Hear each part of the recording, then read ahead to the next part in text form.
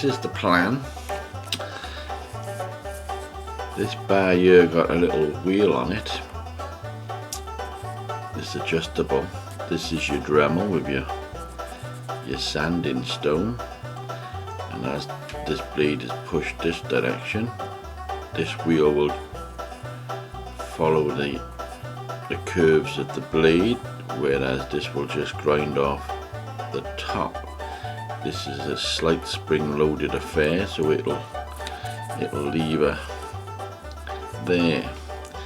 This end is completely separate running motor.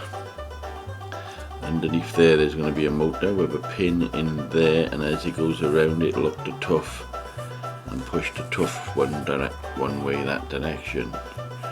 So that way, if all goes well, you can have it working faster than hopefully it'll go. So it's a thought, it's a plan, it's adjustable to get this spot on to your nipping your tip of your blade.